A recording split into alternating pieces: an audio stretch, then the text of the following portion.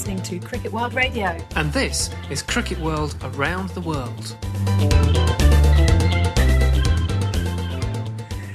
Welcome to Cricket World Around the World. I'm John Pennington. I'm joined by Jim White. Hello, Jim. John, good afternoon.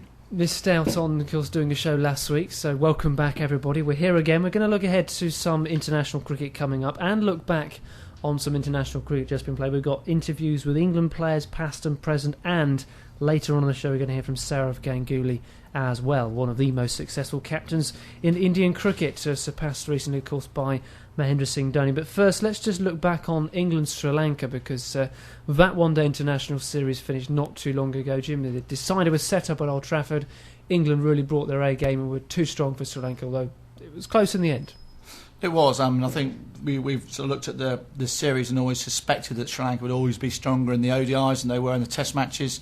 But then again, they're a bit hit and miss. I think the series did show, of course, that they were missing Malinga and Muralitharan in the Test matches.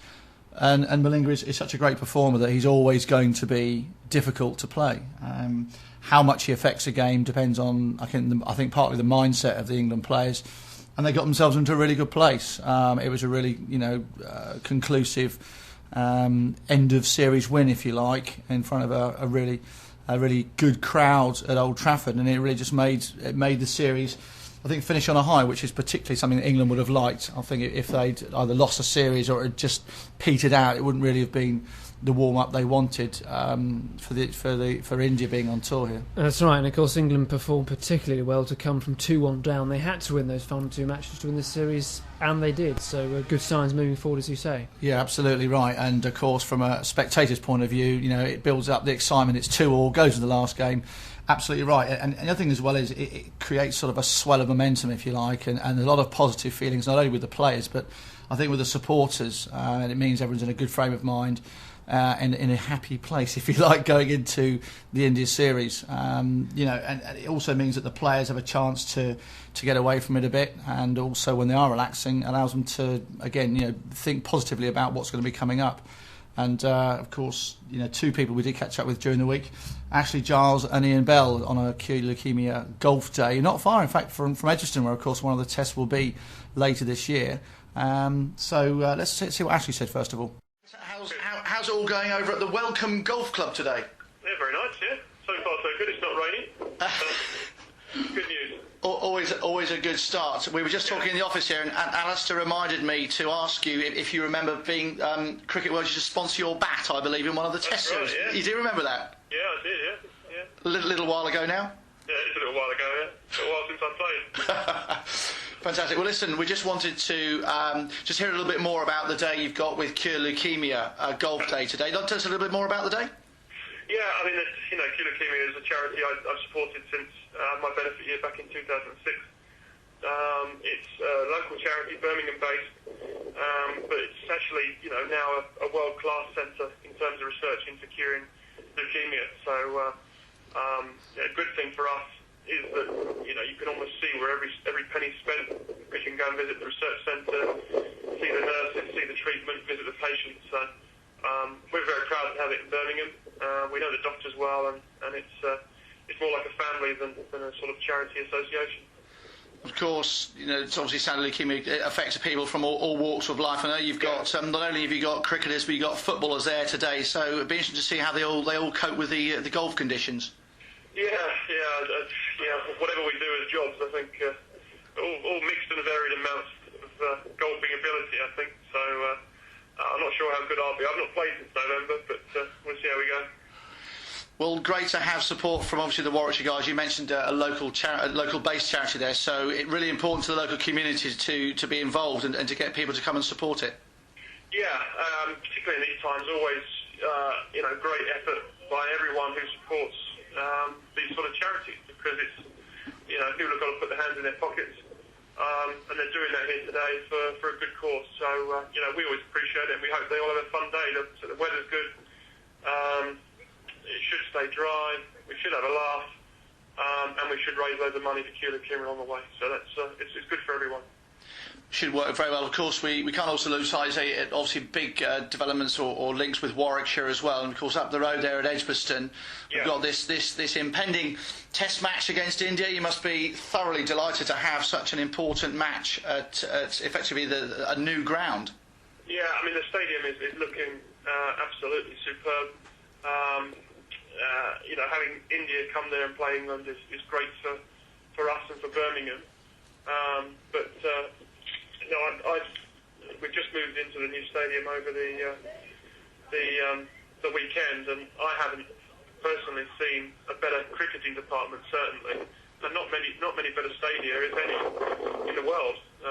So I'm extremely impressed by what they've done, and extremely proud to have that as our home ground now. So once the Test match comes around, hopefully we'll get a packed house, and it'll be a brilliant spectacle. Having played a number of tests yourselves, and obviously with the Warwickshire connection, you must be particularly proud to see the likes of Jonathan Trott and Ian Bell, who's with you there today, to be playing for England at Edgbaston. Yeah, always proud to have England representation. In the one-day series, we had 3 guys with Chris Wokes as well, and that's part of our job. Our main job as a director of cricket is, of course, we've got to have success at our clubs, but be producing England cricketers. To strengthen England cricket in the future runs hand in hand with that. So proud of their achievements, and long may it continue. The two of them are close to, well, they're certainly world-class players, but close to the best players in the world at the moment. And just talking of that, of course, one of the people they're coming up against, and I'm sure you've bowled him a few times, Sachin Tendulkar. It'd be great to have him at Edgbaston. And any advice for the bowlers? Not a lot. He just seems to get better and better with age, Tendulkar. Extraordinary player. He was playing long before I started playing international cricket. He's still going now. Incredible dedication and skill. And there's not, it's been a pleasure to play against him because he's a real gentleman as well. But, during this series, I hope he has a good time and enjoys his time in England, but he didn't get too many runs. I understand that completely from an English perspective. But just thinking about when you were bowling to him, there you are, start of your run up, round the wicket. Just balls in your fingers? What's going through your mind? Don't get it for 4. I guess when you're in it, the process is the same as bowling to anyone. It's difficult sometimes because these guys are high quality, but you have to try and focus on your job, do your stuff. Otherwise, if you do think too much about how good this guy is and don't bowl a bad ball, what do? You bowl a bad ball. So it's about just keeping things in perspective and focus. But it's always a privilege to play against the Indians, and particularly Sachin. And so as a last one, Ashley, I'll let you get off to hitting the balls, hopefully as straight as possible today. Just some thoughts on the series coming up then. Where do you think England will be looking to be at the end of the series? Obviously they're aiming at number 1 in the world, but it's a tough test against India. It's going to be a tough test. I think it's exciting though. They're the best side in Test cricket. We are certainly on the way up. We're on home turf. It's a real battle. Andy Flower against Duncan Fletcher. There's all different ways of looking at it. I think it should be very exciting. I think the crowd will be good. There's some big grounds. Us particular Edgbaston, I think it'll be a very good spectacle. But 2 high quality sides, it should be a very good series. Well, thank you for that, Ashley. I think it's going to be absolutely compulsive viewing for all those on both sides, but also probably for the neutrals as well. To hear from Warwickshire's director of cricket, looking after his charges on the golf day there. England's selector as well, of course. So, yeah, absolutely keeping right. Himself busy and happy, as he said there, to have and occasional net bowler. And we know as well. Well, last time I saw him net bowling at Warwickshire, he was being smashed into the new 3rd tier by Chris Wokes and others. But anyway, that's another story. But yeah, no, I mean, great to hear. And say he was particularly proud, of course, of the 3 guys in the England frame, if you like: Jonathan Trott, Chris Wokes, and Ian Bell. In fact, Ian Bell was someone who we also caught up with during the day. Sounds like a fun day out, but all of course for the right causes. Yeah, it's right. Well, it's not too fun when you see me play golf, but yeah, it's the right cause. It should be a great day. I think it's got a really good relationship with Warwick County Cricket Club, so it's the guys really enjoyed turning up and supporting the cause. And you were just saying there that your golf's not quite where your cricket is yet. You're obviously hitting the ball well these days, and but on the golf course not quite so good. Well, I wouldn't say, nowhere near my batting, but yeah, I enjoy my golf, so it's nice to get out and do something you enjoy. But yeah, the cricket, we're going well now for a while, and it's nice to keep working hard and, like I said, trying to get the results you can and trying to put in, performances that help the team win or say test matches. Okay, well, listen, just a quick word about the day today. We know you're over at Stratford. Is it Welcome Golf Club? Sounds like a great place to be, and with a whole host of cricketers and footballers. That's right, yeah, it's all on. It should be a great day. We've got dinner in the evening, so yeah, it's all going to be a good bit of fun, and I think everyone's really excited about it. It should be nice. And nice, of course, there to partly raise funds for cure leukemia, but also some for your own benefit here and your charity as well, I understand, Acorns Children's Hospice. Yeah, that's right. I mean, also I've been supporting Acorns as well, Children's Hospice, through the year, and obviously as well with Warwick's relationship here with cure leukemia, it's nice to be able to do them both and support as much as we can. Like I said, we've tried to support Acorns all the way through the year, and like I said, the more we can do that as a professional cricketer and hopefully help, it's really worth it. Of course, one thing that sportsmen tend to, they all play golf, but at various levels. So nice to have, I would say, a level playing field with handicaps, but you never know on a golf day. No, you don't. I've played on a few when there's some dodgy handicaps flying around, but it's like I said, just looking forward to getting out a bit of a laugh on the golf course, and it should be great. Well, obviously, looking ahead, you mentioned obviously the relationship with Warwickshire there, and of course, great plans and developments at the ground. You must be really quite excited about the Test match coming up, as well as the other county games for Warwickshire at the new Edgbaston. Yeah, definitely. I mean, we were in there yesterday for the first time. Looking around, it was it's absolutely incredible. If not, there's some of the best facilities now you can get in world cricket. So we're really lucky to have it. In Birmingham. And really, absolutely fantastic. So, and with India coming up, you couldn't ask for a better team for Warwickshire to start off having a great Test match there, and showing the world, how good the series is going to be. You mentioned there, of course, India now, that this really is, I guess, where Andy Flower's been talking about recently, sort of all the plans are all to become number one in the world, and India, the challenge doesn't really get much bigger now. Yeah, absolutely, yeah. I mean, it's, I said, our goal is to become number one team in the world, in world cricket on the rankings, and this is another step closer. If we can play well and do it right, then hopefully that's something that we can achieve later in this year. Obviously, with the recent Sri Lanka series tests and ODIs, some sort of different questions being asked in the different formats of the game. Obviously, Sri Lanka is slightly better probably in ODIs. What's your sort of take on, or what you've taken away from that series as you now lead up to India? Well, I guess they're both really completely different, really. I think at the start of the year, a lot of people were really looking forward to the India series. I think that was the real big one, but we couldn't look too far ahead. We had to do the right things that we could with Sri Lanka. I think we did that, and now I think we're all can't wait really to get out and in that first Test match at Lords and start off well. I think we're really excited about that, and as a group of players, and I think a lot of supporters, and that'll be like I said, can't wait for a week Thursday for us all to start now. So obviously it'll be a really good test for yourself as one of the premier batsmen now, but also the bowlers have got a bit of a test because there's a certain Mr. S. Tendulkar in the side who'll be looking to really sort of crown his career, if you like.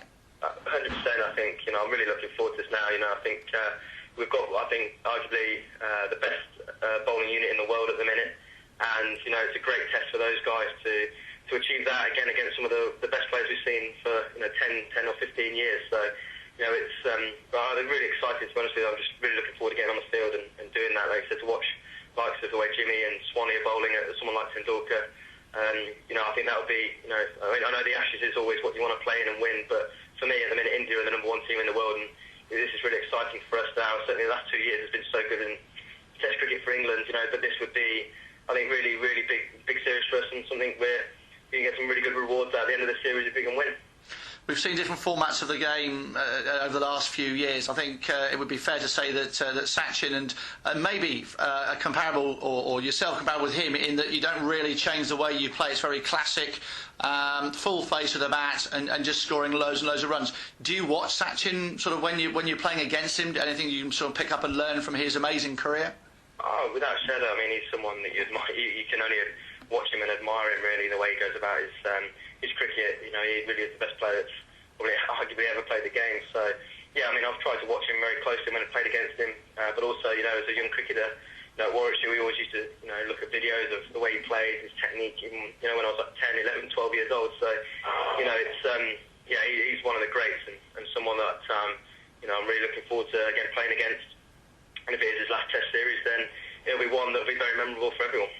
Well, you mentioned being a slightly younger player there. You may still remember your Cricket World, I think, Player of the Month award, actually, when you were a little bit younger, playing for your club side. But going forwards, it's going to be a wonderful series, and hopefully we'll see you scoring loads more runs. Yeah, thank you. Yeah, I hope so. I mean, it's, like I said, really exciting second half of the summer now, and we're all looking forward to getting into that now.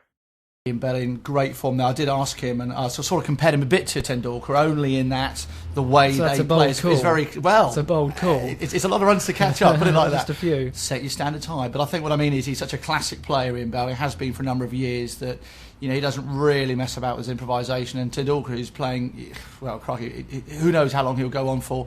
A lot has been said this might be his last series. Great way to bow out. Will he get his 100th 100, if I can say it properly? So there's a lot building up to this series, and quite rightly, much anticipated.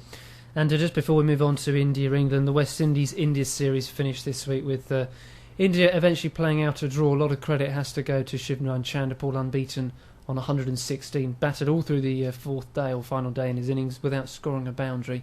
And these days of 2020 madness, so that's almost a throwback, isn't it? But it saved the game. It put West Indies in a position where they would have to go some to lose, and that's really good signs for them as they look to develop, having lost a few players and really trying to rebuild. Yeah, it is, and it just goes to show that all right, he didn't score a boundary. I don't think he's overly the world's best 2020 player. You did mention there, but he's more in that sort of classic mode of a what some would say a proper cricketer, and it's in the whites with a red ball. But yeah, the thing about the series is that I think both India were probably looking at it, given the strength of the West Indies, as their warm up for the England series. They know that it's going to be vying for number one in the world. I think my understanding is if England win by 2 clear Test matches, they will be number one. This is an absolute key battle, and it hasn't been like this, I think, since India played Australia a few years ago, I'd guess. So there's a lot riding on it, but there's a lot of individual players who are going to be looking to make a statement. But let's just see how the teams approach it, because I think the teams that come together and work as a team will be the ones that come out on top. I think captaincy is going to be quite important as well. Mahendra Singh Dhoni still has never lost a series as Indian captain, which is a remarkable record. That's a good stat. Certainly hasn't lost on overseas, and again, that's a difference from Indian sides of old that weren't great tourists. But this side just goes abroad, stays at home, wins games, draws, wins series, and it's going to be some test for Andrew Strauss. I mean, we know he's got excellent captaincy pedigree. He's won the Ashes twice. But that's, for me, is a key battle, sort of Strauss against Dhoni. Yeah, what do you think? Any other battles we should be looking out for? I think you're right. I mean, there were a lot of eyes on Strauss and on Dhoni, and of course on Tendulkar as sort of the star player, if you like. And as I said earlier, will it be his last series? But I think it will come down to batsmen will score runs. There's no doubt. There's enough firepower in both teams to score probably 300 to 400. Unless there's a bit of a Cardiff shocker for one of the teams along the way, by losing a lot of wickets. Again, it'll come down to the bowling. To win a Test match, you've got to bowl a side out twice. You'd probably think that England will now be thinking, great, we've got a really good chance here. But they need to perform, and some of the signs we've seen recently maybe aren't as good as they'd like. Yes, some players are coming back into form, some have had a rest. All about this management, and again, you mentioned Andrew Strauss. I think Andy Flower's got a lot to say in this as well, because his management of the bowlers and the bowling unit and the tactics that he'll work with Andrew Strauss on to get the best out of them will be key. Lord's first Test, will they get off to a flyer or will it be a draw? I'd like to see England really going at this one strongly and trying to make a real impression on the series. For what it's worth, I think we'll probably have a draw to start off with. Both sides, as you say, big batting lineups, cagey stuff, and not really wanting to give too much away. But we'll see how that goes. We're going to talk a lot more about this Indian series as the summer goes on. Of course, got tests, we've got ODIs, we've got 2020s as well. And it's time now to say thank you to Jim for your contribution there. We're going to move on to the ICC show. And I mentioned ODIs there because they've got an interview with England's ODI captain, Alistair Cook. Also hearing from Sourav Ganguly. And let's not forget the England women, Charlotte Edwards, also appears, and they've well done to them. Jim's going to final point from Jim on just the to England say, women, you were at fantastic to be at Wormsley twice in a week, Thursday and Sunday for the victory over Australia in the quadrangular series. But but then Sir John Major's 11, which in fact was the England women's team, beating the Lords and Commons, all the MPs from London and around the country, in fact. But Claire Taylor retired to a fantastic ovation from all that were there in the hospitality tent, but also all the fans that come to watch England women's cricket. She's been a great servant, and quite rightly should take all the plaudits. Outstanding player, Claire Taylor, and as again, thank you, Jim. Time now to hand over to the ICC.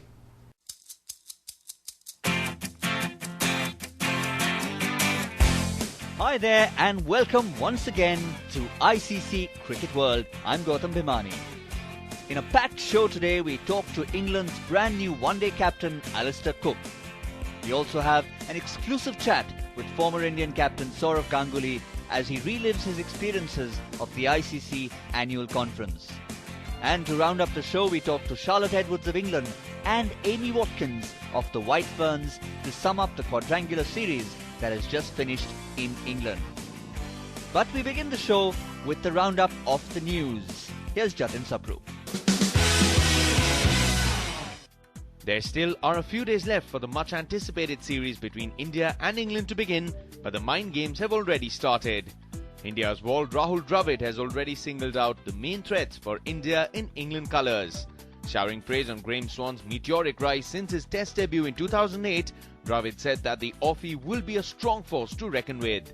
In the wake of Swan's attacking bowling with accurate line and length and aggression, Dravid said his face-off with the Indian batsman will be interesting. Dravid also mentioned James Anderson to be another possible danger man to the visitors.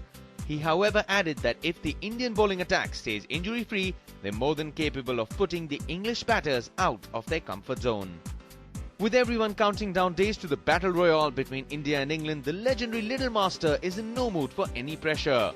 Ahead of the 4-test series, Sachin Tendulkar has said that he wants to enjoy each and every moment on what could perhaps be his last tour to England. Having already hit 99 international centuries, Tendulkar said that the 100th ton is not something particularly on his mind. He added that the records or stats don't occupy his mind and his only target is to enhance the enjoyment that he gets from the game, and everything else falls into place. The two teams take field for the first test at Lord's on the 21st of July, a special occasion as it would be the 2000th test match in the history of the game.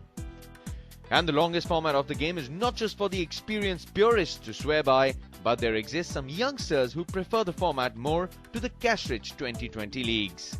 Yet again, setting an example is Australia's Mitchell Johnson, who has rejected a heavy bid from the Perth Scorchers for the Big Bash T20. The left-arm seamer instead wants to preserve his body for a taxing Australian summer that follows. Australia are scheduled to take on New Zealand, India, Sri Lanka and South Africa in the months to come, and Mitch is eyeing a berth in the side. Having gone through a rough patch in the last year, Johnson wants to make amends this season and wants to preserve his body to be at his lethal best in the whites.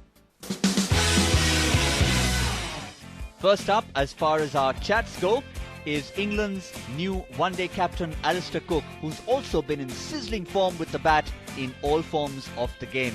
He's all set for a sterling test in the test series against India. Let's first hear from the man himself. Alistair Cook, welcome to ICC World. First of all, you must be delighted to come away with victories in both the Test series and one-day series against a strong opposition in Sri Lanka. Yeah, it's been a really good couple of months, especially these last 2 weeks playing against a very strong one-day side. They got to the final of the ICC World Cup, and to win the series is very pleasing, and it's a good start. While I suppose England were expected to win the Test series after that fine Ashes series win abroad, was perhaps the one-day series win more impressive because people still think you have a lot to prove in the 50-over game? We certainly got a lot to prove. We've got a lot of improving to do as well, and we know as an England side you have to win because the pressure builds if you don't. But at the beginning of the series, there's certain areas which I thought we need to improve in, and we certainly made a step in that right direction. What kind of areas are you referring to there? Well, I can't really say. It's part of what we wanted to do as a side, and it's not fair to make that public. Life must be very good for Alistair Cook at the moment. You can't stop scoring runs. I mean, you must be very pleased that you've managed to score not only runs in Test cricket but 50-over cricket also. Yeah, look, obviously I came under came under a bit of pressure at the start of the series.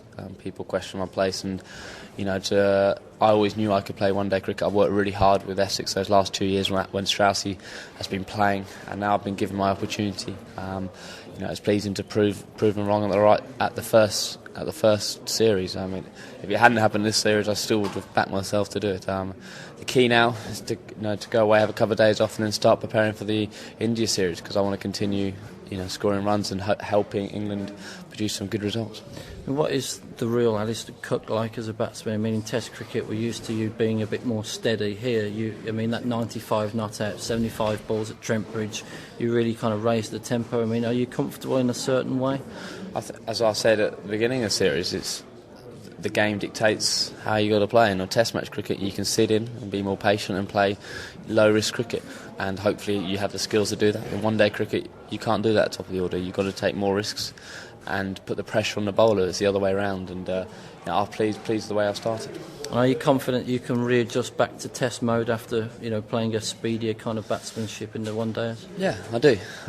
You do it a lot. You do it a lot for Essex. When you go back, you play a one-day game followed by a four-day game followed by 2020. So that is part of the skills you need as a batsman these days, be able to adjust. And the good thing about playing international cricket, you get periods of it. So, as I said, I have a couple of days off and then start working hard at Gucci and try and get back in that Test match rhythm as quick as I can. You mentioned India, obviously a massive challenge. Just how excited are you about taking on the world's #1 Test team in not very long? Yeah, it's going to be a great summer again now. It's been a really, these last few days, it's been a really good thing inside in the one-day series, and as I said, we need to go back in Test mode.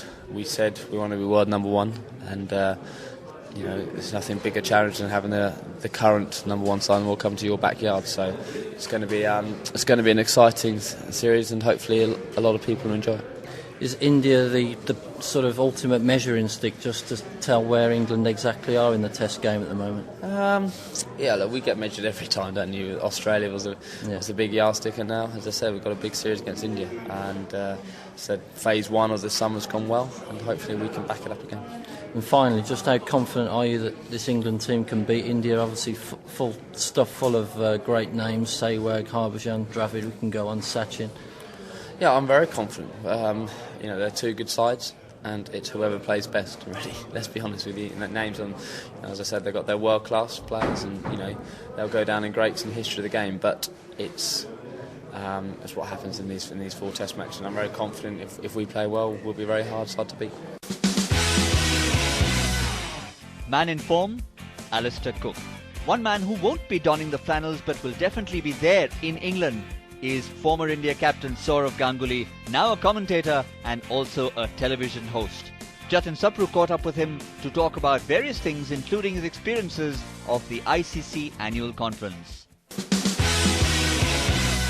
Sourav Ganguly, a pleasure to have you here on ICC Cricket World. First and foremost, talking about your attendance at the ICC annual conference in Hong Kong.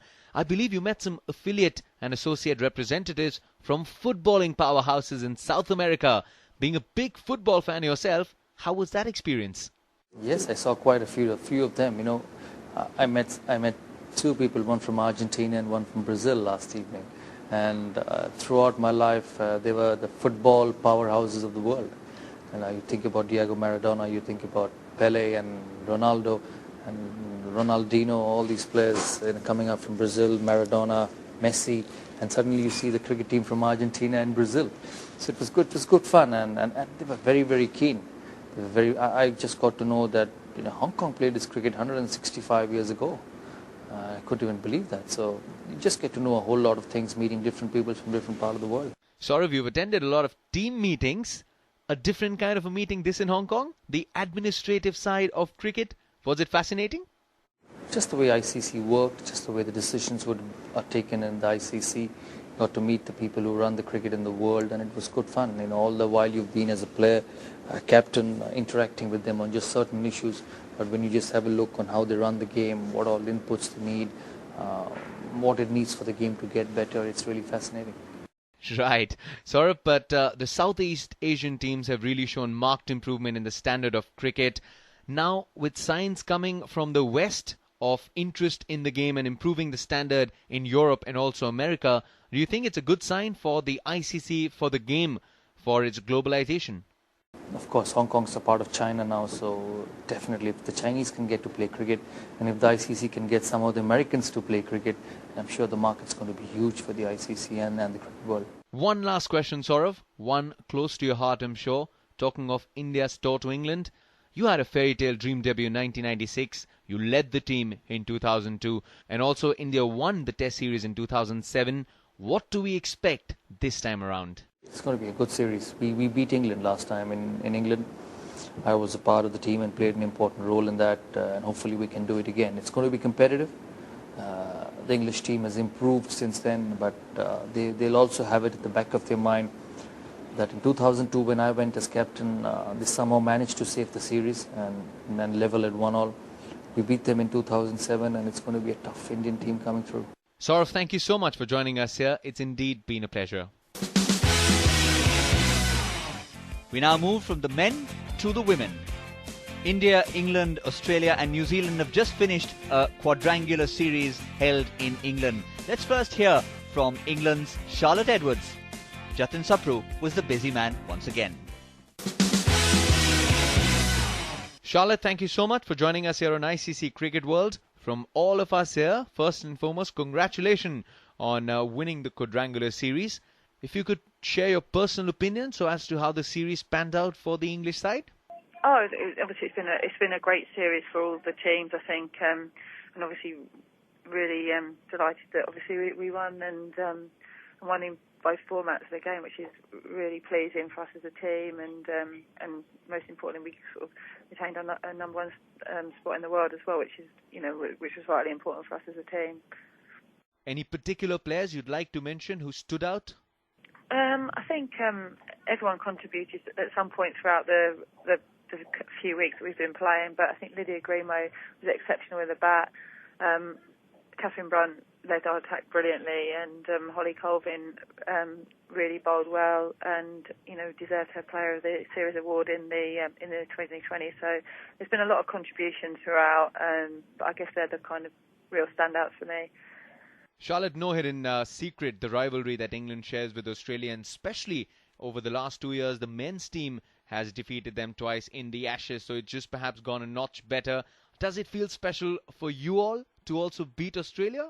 Yeah, it's always really special. I mean, we've got a fierce rivalry, but it's a good rivalry that I love playing against Australia, and I guess for me, I've been playing international cricket for a number of years, and for the early sort of days of my career, we lost more than we won against Australia, so it's nice to have sort of turned that around and put it in our favour now. But they're a great team. All the games we've had have been really close, so we've just played some good cricket, as have they. But we've got over the line, which is the most important thing. Charlotte, how much do you think tournaments like this are needed, especially for the lower rung sides who get to play against quality teams like yours and Australia for that matter, and improve even their level? Oh, this tournament's been just brilliant in terms of getting the best 4 teams together and playing, some really good competitive cricket. I think all the players would agree that we'd like this to continue, and it's something that we'd like to see on a more regular basis. But obviously, as players, we're not really in control of that, but it's something certainly we want to continue, and the more teams that we can get involved, the better. I think the standard of women's cricket is always on the rise, and I think only tournaments like this are only going to improve that even more. Charlotte, once again, thank you so much for joining us, and again, big congratulations for the victory. We've heard the English perspective as far as that quadrangular series is concerned. What about the White Ferns from New Zealand? Let's hear from Amy Watkins. On behalf of ICC Cricket World, Amy Watkins, I welcome you on this edition of the show. Not the best of tournaments, the quadrangular one, finishing 4th at the bottom, but still, were there any positives that you'd like to take forward? Obviously you're dead right. Hasn't been the best of a series for us, or both series. Obviously really disappointing to finish 4th in both of them, and In terms of positives, I mean, obviously there are a few, but not too many. So just really go back and look at the drawing board, I suppose, and go again. And the good thing is that it's, over 12 months to the next World Cup, so I've got time to rectify things. Amy, any particular player who you'd reckon stood out and made a mark, even though the results weren't really in your favour? Yeah, I think Leah Tahuhu, who actually went home halfway through the tour, but I think she's certainly a talent that, she doesn't, she looks like she can fit in at this level pretty easy, so I think she's definitely one to watch out for. Amy, now that you've decided to hang up your boots and retire from the game, any particular reason which forced you to take this decision? It's the decision that I've come to really over the last 6 months or so. So, it's been an easy decision for me really, and it's just time for me to leave and finish and do other things in my life, and move on and do things with my family and back into work as well. So, something I'm certainly looking forward to. Obviously, I'll miss playing cricket and all the things that go with that, but I'm definitely looking forward to the next stage as well. Well, you've played cricket for such a considerable amount of time. Is there anything in particular which you reckon you'll miss the most? Without a doubt, the people, my teammates and the people. Definitely, that's the thing that you miss the most. I mean, cricket's a big part of it, but when you're on tour and training and that, you're always with others, and so, that's certainly something I'll miss, and the friendships you make, just through playing a team sport. Talking of replacement, have you perhaps shortlisted any player who you feel, in your opinion, can fill in your big boots? Oh, I think there's plenty of girls there that can step up, and in terms of captaincy, both Amy Satterthwaite and Susie Bates have done it over the last wee while as well, and they've had the odd opportunity that's come their way, so they've got a little bit of experience, and it's, as I said, it's still not another about 7 months till we have our next series, and over 12 months till the next World Cup, so there's plenty of time to sort those things out. Amy, one last question before we let you go. What have been the major changes that you've seen in women's cricket in all these years that you've played the game? Oh, I think, over the 9 years that I've been playing, there's been some massive changes that have happened. Mainly that there's a lot more exposure for women's cricket. There's, a lot more games on TV, and I think it's just a lot, supported a lot more by the media and by the public as well. And that's something, that's really good to see that sort of stuff, on TV and in the papers and getting coverage and, getting more people coming along to the games. That's all, a massive change. It's been really good. Amy, thank you so much for joining us here on ICC Cricket World, and thank you so much for all the entertainment you provided all throughout an illustrious career. All the very best for your future endeavours. Jatin Sapru there chatting with Amy Watkins. You're listening to ICC Cricket World, and as I said already, Jatin's been a busy man. This time it's his turn to bring us the Reliance ICC Player Rankings. The ICC Reliance Player Rankings for women's, it's India's Mithali Raj who's right at the top, the first position with 766 rating points. The closest to her is Stephanie Taylor, who's got 743 ranking points. Shelly Nitsky features third on the list, 701 ratings points, and that is just where it's going to freeze, as now she's announced retirement from the game. Claire Taylor is at number 4 with 645 points, followed closely by Lydia Greenway with 633 rating points. Filling in the boots of Shelly Nitsky will not be an easy task. She also finds herself at the top of the bowling charts, tied at the top position with Katherine Brunt with 783 ranking points. India's speedster Jhulan Goswami is at the third spot with 763 points, followed by Lisa Sthalekar, who's 13 points behind but has a comfortable cushion over Nicola Brown, who's at number 5 with 641 points.